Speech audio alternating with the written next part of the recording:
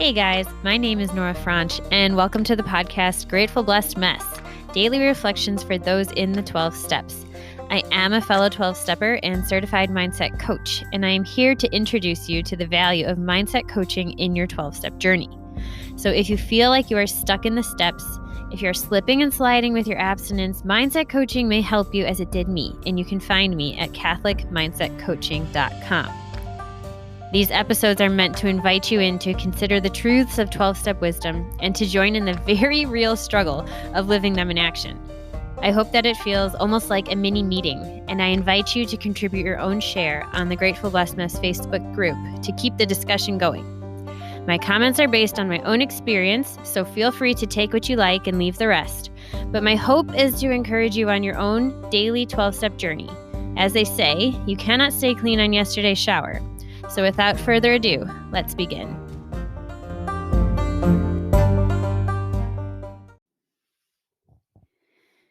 Good morning, or good afternoon or good evening, depending on what time of day you're listening to this. We are reading from Daily Reflections, page 148, Giving Without Strings. And he well knows that his own life has been made richer as an extra dividend of giving to another without any demand for a return. As Bill sees it, page 69. The concept of giving without strings was hard to understand when I first came into program. I was suspicious when others wanted to help me. I thought, what do they want in return? But I soon learned the joy of helping another alcoholic, and I understood why they were there for me in the beginning. My attitudes changed, and I wanted to help others. Sometimes I became anxious as I wanted them to know the joys of sobriety, that life can be beautiful.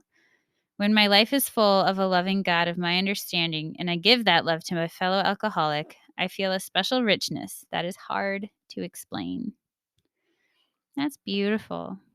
A special richness that is hard to explain. And it's almost like that's the joy that we were hungering for when we were going after our element of choice, right? That joy, that special richness. And I think a lot of that comes from being useful, being of service. And I think the biggest, for me personally, the biggest joy of being of service is in getting to offer hope for those who are in the throes of the disease. And that's why I have this special calling on my heart to really work with people who are, quote unquote, stuck in the steps. They're stuck in the pain. They can't get to recovery. They can't get to the other side. And I have a tender heart for them because that was me for so long. However long it is for people, it feels like an eternity if you're not sober, if you're not abstinent.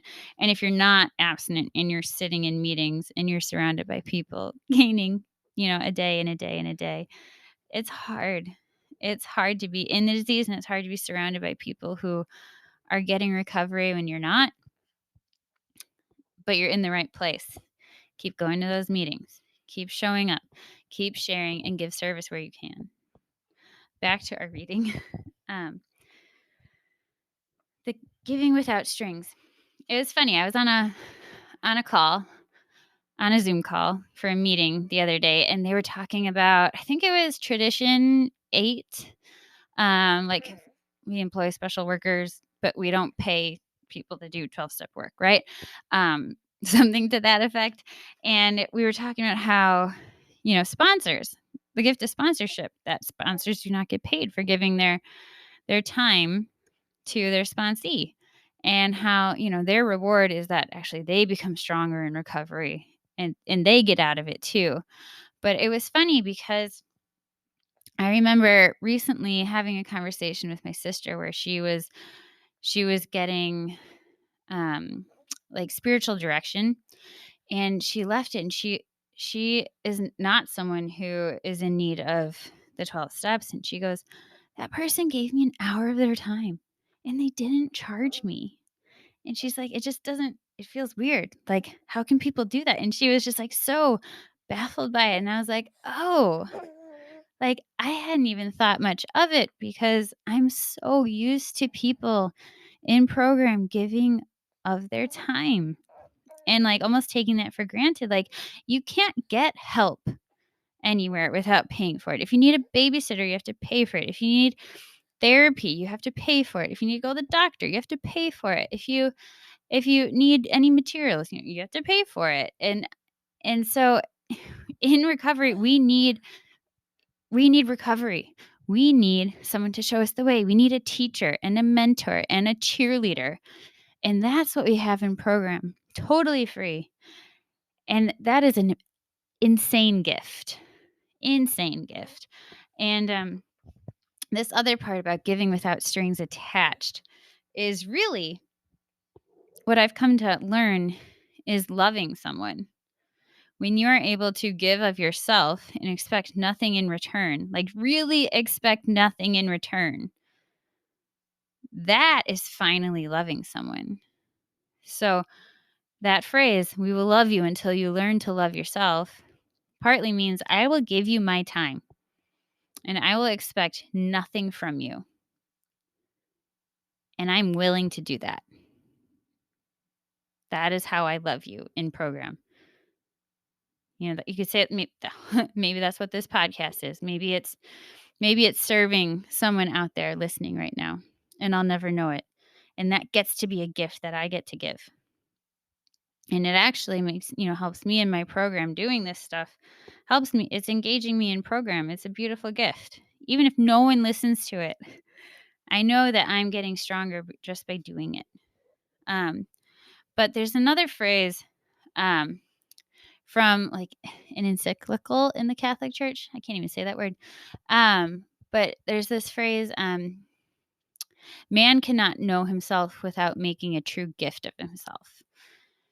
And it sounds kind of hard to understand in the beginning, but what it really means is that like there's this understanding that we can't even fully become ourselves unless we are gifting ourselves to another human being. It's like we are incomplete until we do that. And I think it's incredible. Like there's that part in the big book where they say like take the things from other religions and stuff where there are I'm going to mess this up, but there are good things to like take with you even if you don't agree with everything.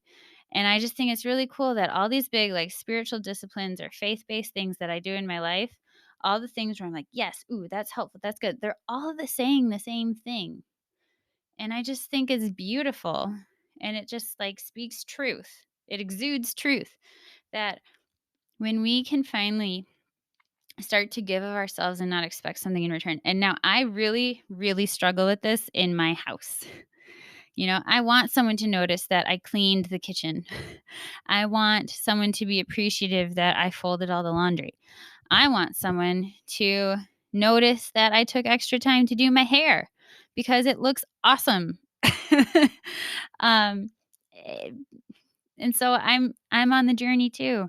I'm not there. Please help me if you have any suggestions for how to get there faster. But right now, I have to journal about it. I have to take it to prayer, and I have to give it to my higher power as a character defect of mine that I want someone to say thank you when I help them, or I want someone to notice that I did this nice thing for them. And I think it's hardest with the people closest to us in our lives. It's very easy to help a stranger. It's almost fun because you feel like a little bit heroic, and it's like, ooh, like look at me.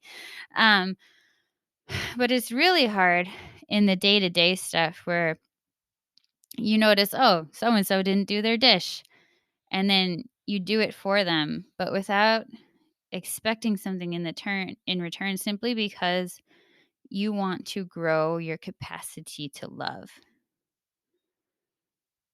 And that is the opposite of being in our disease. Our disease is like a black hole. We completely are sucked into ourselves. And loving, turning ourselves outward, gifting ourselves to someone else is the total opposite and the antidote to our disease. And that is what step 12 is. That is what step 12 calls us to. It calls us to love without strings attached. It calls us to make a gift of ourselves to another human being struggling with their disease. And I think that's really powerful. And I think that's the journey of everyone on this planet. And it is a gift of being in the 12 steps that we can be so aware of it and have such a unique opportunity to actually practice it. So that is my moment of gratitude for the day. All right. You guys hang in there. With that, I pass.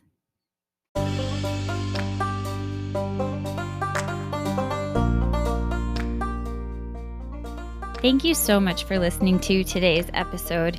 If you feel that mindset coaching could help you on your 12-step journey, please feel free to reach out and find me at catholicmindsetcoaching.com. But more than that, it's important to me to give listeners like yourself a place where you do not need to feel alone on your 12-step journey. And for that reason, I've created a Facebook group. It's called Grateful Blessed Mess. And it's a place where listeners can go to add their own commentary on the share for the day, in addition to my own, and for us just to have a conversation or start a back and forth where people can find support in their 12-step journey. This is not a replacement for 12-step work. This is something outside of the 12 steps. It is simply something that has a heart for the 12 steps and those who are in it. And so, welcome. If you are here, chances are you may also be a bit of a mess, and I hope that you can learn to find some gratitude in the blessings that have come from your messes.